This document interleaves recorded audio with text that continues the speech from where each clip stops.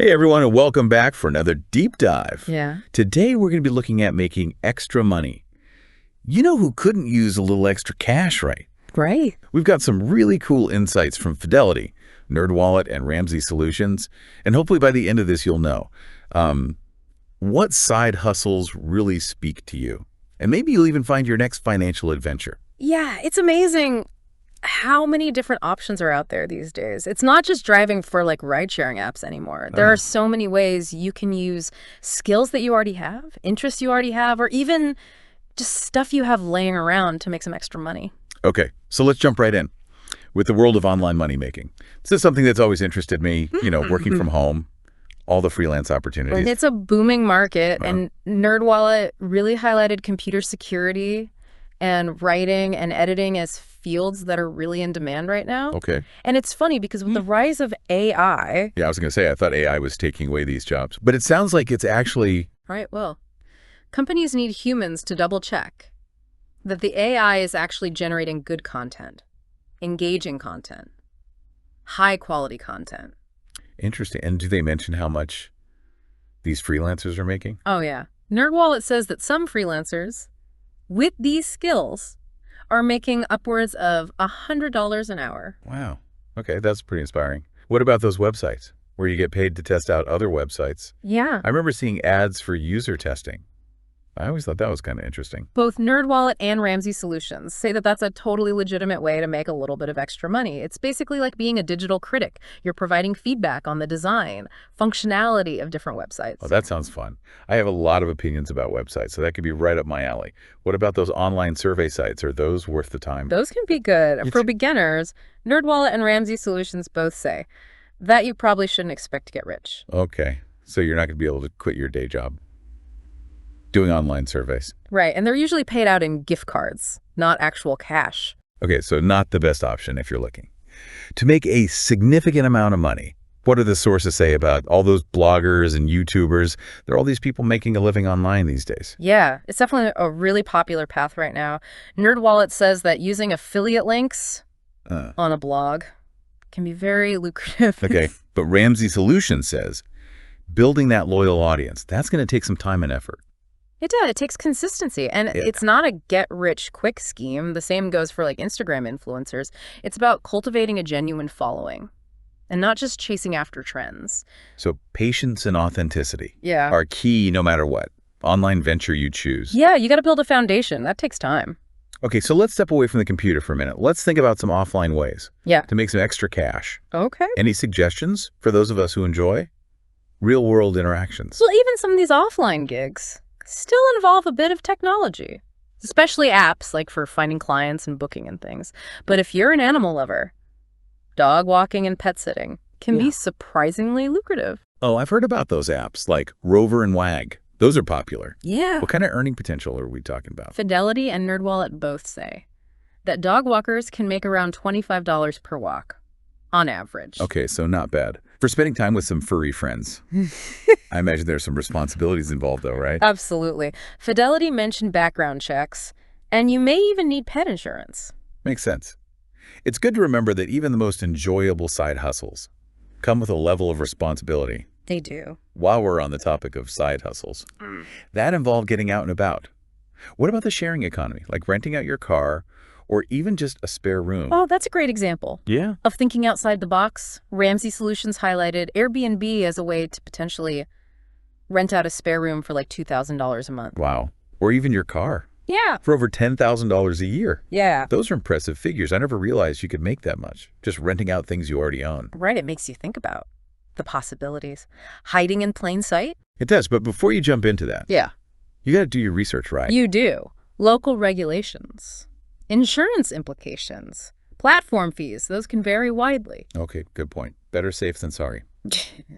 For those of us who are more hands-on, I'm thinking about people who enjoy assembling furniture, doing yard work, things like that. What kind of offline opportunities are there? Have you ever heard of TaskRabbit? I have, yeah. That's a great platform that connects people who need help with everyday tasks, with people who are willing to do them. Okay, like what kind of tasks? It can be anything. Assembling IKEA furniture, helping with yard work, Yeah. mounting a TV, waiting in line for something. Oh, wow. There's a task for every skill set. It seems like it. And how much can you actually make doing this? Fidelity and NerdWallet say TaskRabbit workers can earn anywhere from $27 to $49 an hour, depending on the task, their experience, and location. I love that. Getting paid for things Yeah. that you would do for friends and family anyway. Right. Speaking of turning things into profit, what about selling your unwanted items? That's a great way to make money and create more space in your home. I'm a big fan of decluttering. And the idea of making money while doing it is very appealing to me. All three sources highlighted this as a good option. Okay. Ramsey Solutions suggested local consignment shops. You're looking for something quick and easy. But NerdWallet pointed out that online platforms like ThreadUp might have higher profit potential. Okay, so online platforms offer more reach, potentially higher prices. But consignment shops are more convenient. Yeah. What about selling things beyond clothing, like old electronics? Both NerdWallet and Ramsey Solutions said that that was a good option. Okay. I have a drawer full of gadgets I never use. They also mentioned selling unused gift cards. Really? I had no idea there was a market for that. There are entire websites dedicated to it. It's amazing how many niche marketplaces exist online these days. It is. You could probably sell just about anything. You probably could. What else did you discover in your research? This is where things get really interesting. NerdWallet and Ramsey Solutions both mentioned a couple of really unconventional ways to make some extra cash. Things that you might not have even thought of, like renting out baby gear. Renting a baby gear. Who would rent that? Well, think about travelers with young children or people who just need it temporarily, Okay. Ramsey Solutions said. That some people are making around $1,000 a month doing that. Wow. That's incredible. Yeah. It just goes to show that there are so many creative ways to make money if you think outside the box. Absolutely. And it doesn't stop there. They also mentioned renting out all sorts of other things. Lawnmowers, cameras, even tractors. Wow. I'm starting to see my whole house Oh. in a new light, full of potential income-generating assets. Right. But with so many options, it can feel overwhelming. It can. How do you choose the right side hustle? Well, that's where those additional considerations come in from Fidelity and NerdWallet. Okay.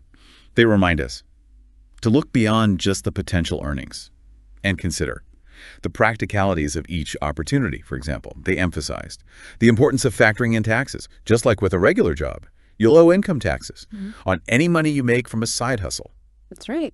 What other practical considerations should we be keeping in mind? Well, if you're doing any kind of freelance or gig work, Yeah. you're going to want to factor in expenses like insurance, supplies. You might need to set up a separate bank account or accounting system to manage your income and expenses effectively. So you need to treat it like a business. You do. Yeah. Even if it's something you're doing part-time Yeah. in both Fidelity and NerdWallet. Stress the importance of researching any opportunity before jumping in. Scams are unfortunately out there. And if something sounds too good to be true, it probably is. That's a good reminder. It's easy to get caught up in the excitement of making extra money and overlook some of those pitfalls. It is. What other advice do they offer for navigating this world of side hustles? Well, beyond just the financial aspects, Fidelity made a really great point about the value of your time. They encourage people to choose something they genuinely enjoy, even if it pays slightly less. I love that. A side hustle shouldn't feel like a chore. It shouldn't. It should be something that energizes you, something that utilizes your skills, maybe even sparks a new passion. So as we wrap up this first look Yeah. at online and offline money-making opportunities, what stood out to you the most? You know what strikes me is the sheer variety of options available today. The internet has really made it possible for anyone to start a side hustle and earn extra income, whether it's by sharing your expertise, renting out your possessions, or just monetizing your hobbies. Yeah. And that's incredibly empowering. I agree. Financial freedom Yeah, is more attainable than ever before. it really is. It's like we've been given this toolbox Mhm. full of money-making tools, and it's up to us to choose Yeah. which ones we want to use. Exactly. And beyond just the financial gains, I think side hustles Yeah, can offer something even more valuable, a sense of purpose. absolutely. And fulfillment. So as we continue our deep dive, I'm curious, which methods piqued your interest? What skills or assets do you have to offer? Those are great questions to reflect on. We've covered so much ground, from becoming a virtual assistant to renting out your car, even selling stock photos. The possibilities are endless. And that's just the tip of the iceberg. We're going to be going even deeper into the world of side hustles exploring more unconventional ideas, and uncovering even more strategies for achieving financial freedom. I'm looking forward to it. Stay tuned. Welcome back. We were just talking about all these different side hustles, from online gigs to renting out your stuff. It's pretty exciting stuff. It is, but as we go a little deeper, it's important to remember that every money-making method has its trade-offs. Okay, that's a good reality check.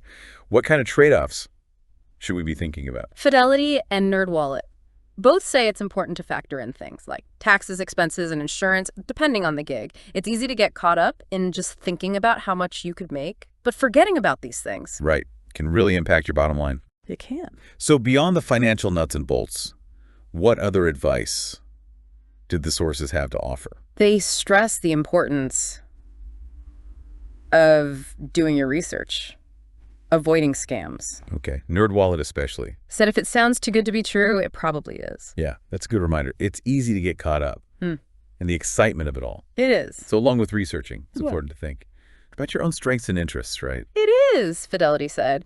It's good to choose something you enjoy, even if it pays a little bit less. Yeah, that makes a lot of sense. Yep. It shouldn't feel like a burden. It should energize you. Speaking of things you enjoy, have you ever thought about monetizing your creative skills? Oh, yeah. I've dabbled in a few creative pursuits, but never really thought about making it a side hustle. Both Fidelity and Ramsey Solutions mention selling stock photos online as a way to bring in some income, especially if you're good at photography. Okay. There are websites where you could upload your photos and earn royalties every time someone buys one. So that's a way to make passive income. That's cool. I've taken some photos I'm pretty proud of. Maybe I should look into that. What about other creative outlets? Writers? Crafters? NerdWallet suggested looking into freelance writing and editing. There's a lot of demand for high-quality content online. Okay. And if you're crafty, Ramsey Solutions recommends Etsy. That's a great place to sell your handmade goods to a global audience. Okay, so even if you're not like an artist or a writer, there's still plenty of skills you can use. Yeah, NerdWallet talked about the high demand for virtual assistants, especially people with strong organizational skills and communication skills. Yeah. More and more businesses are moving online, so they need help with things like administrative tasks, social media, customer service, and more. So you don't have to be Yeah, an artist or a writer. There are other valuable skills there are. like communication, time management, problem solving. Right, all those soft skills Yeah. that are so in demand. It's a good reminder that we all have something unique to offer. We do. And with the rise of the gig economy, there are more and more opportunities to turn those skills into a side hustle. Exactly. So as we continue our deep dive, let's take a step back and look at the bigger picture.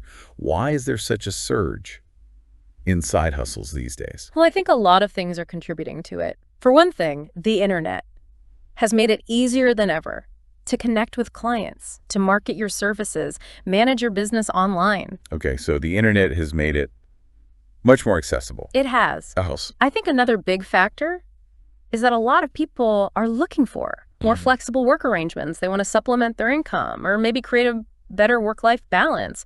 Side hustles give you the flexibility to work on your own terms. I think that's really appealing to a lot of people. It is. And then, of course, there's the financial aspect. Right. The cost of living is rising. There's a lot of economic uncertainty. People are turning to side hustles to make ends meet, pay off debt, or just create a financial cushion. Absolutely. It can be a safety net It can. or a way Yeah. to reach your financial goals. Yeah. And while money is a big motivator, I think more and more people are also doing it for personal fulfillment, creative expression. It's not always about the money. It's not. It's about finding something you enjoy, developing your skills, feeling a sense of accomplishment. Right. It's a path, not just to financial freedom, but to personal growth as well. Exactly. This is really interesting. I'm excited to keep digging into these side hustle ideas. Me too. Welcome back to our deep dive into side hustles. I don't know about you, but I am feeling pretty inspired by all the possibilities we've talked about. It is remarkable, isn't it? I mean, we've covered everything from leveraging technology,